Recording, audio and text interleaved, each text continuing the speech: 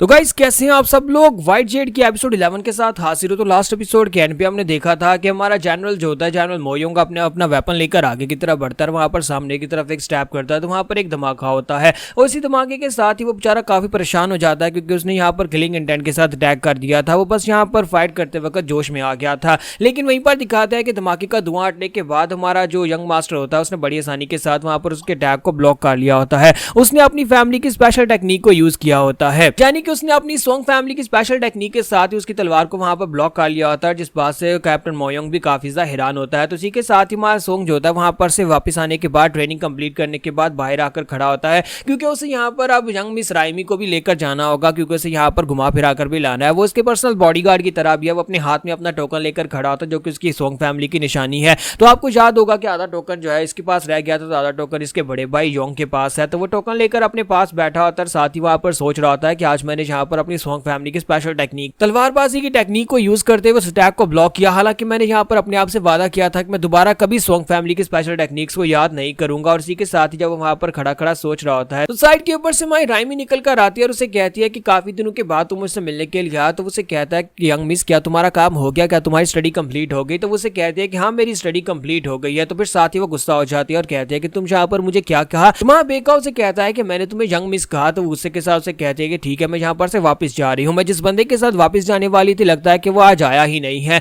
तुम्हारा बेका उसे कहता है कि यंग मिस तुम्हें क्या हो गया, अचानक से तुम इस तरह से बात क्यों कर रही हो। तो फिर से पीछे की तरफ घूमती है और उसे कहती है कि तुम यहाँ पर किसको ढूंढ रहे हो, मास्टर सोंग। मैं तो यहाँ पर मास्टर सोंग के साथ बिल्कुल भी नहीं जाने वाली। मैं तो यहाँ पर सोंगा के साथ जाने के लिए आई थी और सोंगा तो यहाँ पर है ही नहीं। फिर साथ ही उसे कहती है कि मुझे लगता है कि तुम अब यहाँ पर कोई बड़े इंसान बन गए जिसकी वजह से अब तुम यहाँ पर मुझे यंग मिस कहना शुरू कर दिया है। लगता है कि मुझे यहाँ पर सोंगा का वेट करना पड़ेगा, सोंगा कब यहाँ पर आएगा और मुझे अपने साथ लेकर जाएगा। तो इसी के साथ ही हमारा सोंगा यानी कि हमारा बेका जो होता है उसे कहता है कि अच्छा ठीक है मैं तुम्हें राइमी कहकर पुकारता हूँ, ठीक है ठीक है। तो जब उसी वर्ष राइमी कहता है, इसी के साथ ही राइमी खुश हो जाती है और कहते हैं कि मैंने सुना नहीं, फिर से एक बार जरा ऊंची आवाज में कहना। तो हमारा बेका उसे कहता है कि अच्छा ठीक है बस भी करो, मजाक करना बंद करो राइमी, चलो यहाँ से चलती हैं, तुम्हें जल्दी से वापस घर पहुंचाना है। मैं जहाँ पर तुम यहाँ पर मेरा मजाक उड़ाती रहती हो हर वक्त। वो साथ ही उसे कहता है कि अब तुम्हें पता है ना कि तुम्हारी नैनी ने मुझे कितनी बुरी तरह से पीटा था अगली बार जब मैंने उसके सामने तुम्हें राइमी कह दिया था। और इसी के साथ ही वो आगे बढ़ती है, उसके बाजू में अपना हाथ डालती है और उसे कहती है कि मुझे नैनी से फर्क नहीं पड़ता, वो जो भी इस बारे में सोचती है कि मैं तुम्हें क्या कहती हूँ, लेकिन तुम तो मेरे बारे में जानते हो कि मैं तुम्हें सोंगा कहती हूँ और तुम मुझे राइमी कहकर ही पुकारोगे। और इसी के साथ उसे कहती है कि तुम तो पहले भी जहाँ पर मुझे पिगी बैग भी देते रहे हो, यानी कि तुम मुझे अपने कंधे पर बिठाकर ले जाते रहे हो। तो हमारा सोंगा उसे कहता है कि पहले तुम बच्ची थी, उस वक्त मैं भी बच्चा था और उस वक्त ये चल जाता था, लेकिन अब हम लोग बड़े हो चुके हैं, अब मैं तुम्हें यहाँ पर ये सब कुछ नहीं करने दूंगा। और वैसे भी अगर किसी ने हमें देखा इस तरह से तो वो गलत सोचेंगे। तो उसे कहते हैं कोई बात नहीं, मुझे इस बात से फर्क नहीं पड़ता, तुम तो मेरे बारे में जानते हो कि मैं तुम्हारे बारे में क्या सोचती हूँ, दुनिया चाहे जो भी सोचती रहो, लेकिन मैं जहाँ पर तुम्हारे बारे में जो कुछ सोचती हूँ वही सोचती रहूंगी। ऐसी हमारा सोंगा जो होता है उसकी तरफ देख रहा था और उसे भी यहाँ पर थोड़ा सा फील होता है कि वो उससे प्यार करने लगी है। तो उसी के साथ से नैनी का थप्पड़ याद आता है कि उसकी नैनी ने उसके मुंह पर एक जबरदस्त थप्पड़ मारा था जब वो यहाँ पर लाया गया था। उसी वक्त नैनी ने उसे कह दिया था कि तुम्हें यहाँ पर इसे अपनी औकात समझनी चाहिए, तुम्हें सिर्फ और सिर्फ यहाँ पर यंग मिस के लिए एक खिलौना बनाकर लाया गया है, यंग मिस का दिल लगा रहे इसी वजह से उसके फादर तुम्हें इस घर में ले आए हैं। अगर तुमने कभी यहाँ पर अपनी लाइन क्रॉस करने की कोशिश की तो फिर तुम्हारे लिए बहुत ही बुरा होने वाला है। वो एक मार्शल की बेटी है और तुम्हारे जैसे एक काम कीड़े मकोड़े से तो बिल्कुल भी उसकी शादी नहीं होने वाली,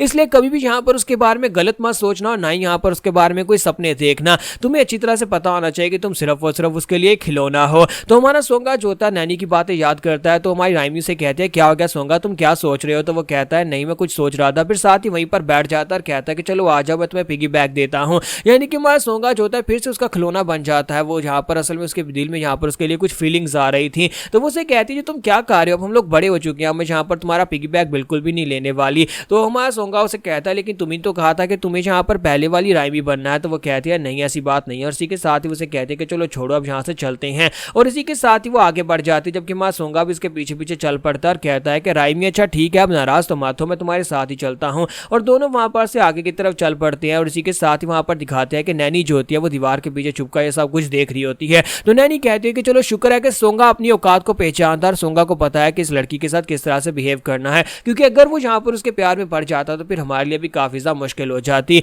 लेकिन अब यहाँ पर मुश्किल बात यह है कि लेडी राइमी जो है यहाँ पर उससे प्यार करने लगी है। मुझे उसकी फीलिंग साफ दिखाई देती है कि वो इस लड़के से प्यार कर बैठी है। तो यहीं पर से नेक्स्ट सीन जो होता है बाहर का दिखाते हैं कि हमारी राइमी जो होती है वो जाकर एक पुल के ऊपर खड़ी हो जाती है, वहां पर पानी को देख रही होती है और साथ ही बहुत ज्यादा खुश होती है और कहती है कि सोंगा वहां पर देखो डूबता हुआ सूरज कितना ज्यादा प्यारा लग रहा है। तो हमारा जो वेखा होता है वो भी काफी ज्यादा हैरान होता है और कहता है थोड़ी देर पहले जो नाराज थी और काफी ज्यादा उदास भी थी, लेकिन अब देखो यहाँ पर देखो कितनी ज्यादा खुश भी हो गई है। मुझे लगता है कि राइमी को खुश करना बहुत ज्यादा आसान है, जब तो छोटी छोटी चीजों से बहुत ज्यादा खुश हो जाती है, लेकिन मुझे यहाँ पर थोड़ा संभल कर रहना होगा। और साथ ही वो सोच रहा होता है कि डॉग मैंग रिया मेरी जिंदगी में बहुत ही इंपॉर्टेंट लोग हैं जिनको मैं प्रोटेक्ट करना चाहता हूँ। मैं बस यहाँ पर इसे खुश देखना चाहता हूँ। मैं बस चाहता हूँ कि इसे कभी यहाँ पर कोई तकलीफ ना पहुंचे, कोई भी यहाँ पर इसे नुकसान नहीं पहुंचा पाएगा। जैसे मैं अपने ग्रैंडफादर को नहीं बचा पाया था मरने से, लेकिन मैं यहाँ पर इसको हमेशा प्रोटेक्ट करूंगा, चाहे कुछ भी हो जाए, राइमी को कोई नुकसान नहीं पहुंचने दूंगा। और जैसे हमारा सोंगा जो था अभी यहाँ पर उसके बारे में यही सब कुछ सोच रहा था कि उसे प्रोटेक्शन देगा, वहीं पर नीचे दिखाता है कि एक कमीना लड़का जो होता है, जो एक मिनिस्टर का बेटा होता है, अपने गार्ड्स के साथ एक कश्ती में जा रहा होता है और वो ऊपर की तरफ देखता है और कहता है क्या जहाँ पर हमारे शहर में इतनी खूबसूरत लड़कियां बची हैं, जितनी भी खूबसूरत लड़कियां थी उन सभी के साथ मैं मजे कर चुका हूँ, अब ये लड़की कौन है। तो गार्ड उसे कहता है सर अगर आप चाहें तो आज रात के लिए मैं इस लड़की को पकड़ कर ले आऊं। तो वो उसे कहता है नहीं, ये लड़की बहुत ज्यादा खूबसूरत है, ये एक रात के लिए तो बिल्कुल भी नहीं होनी चाहिए, बल्कि इस लड़की को मैं अपनी रखेल बनाऊंगा। और साथ ही वो कहता है कि मुझे इस लड़की के बारे में बताओ, यानी कि इस लड़की की डिटेल्स निकाल कर लाओ, ये कौन सी फैमिली से है और इस लड़की का ताल्लुक किस फैमिली से है, इस लड़की को वाकई में मैं अपनी कंकुबाइन बनाऊंगा। यहीं पर से नेक्स्ट सीन जो होता है इंपीरियल पैलेस का दिखाया जाता है कि हमारे मार्शल जो होते हैं वो इंपीरियल पैलेस के सामने जाकर घुटने टेक कर बैठे होते हैं और जनरल मोयोंग उसे कहता है कि सर प्लीज यहाँ पर से उठ जाएं, एम्परर जो है वो आपकी बात नहीं सुनने वाले, आप पिछले कई दिनों से यहाँ पर घुटने टेक कर बैठे हुए हैं लेकिन एम्परर आपकी बात सुन नहीं रहे। मुझे नहीं लगता कि वो आपकी बात सुनेंगे और यहाँ पर आपको बुलाएंगे। मुझे लगता है कि एम्परर की हालत वाकई में बीमार है, जैसा कि मैं बताया गया था वो बीमार है और खुद से यहाँ पर कोई फैसला नहीं ले पा रहे। असल में मार्शल को यहाँ पर एक ऑर्डर मिला था कि तुम्हें यहाँ पर घुटने टेक कर एम्परर के सामने बैठे रहना, यानी पैलेस के सामने बैठे रहना। और जनरल जो होता है वो उसे समझाने की कोशिश कर रहा था कि सर मुझे लगता है कि एम्परर ने ये फैसला नहीं लिया,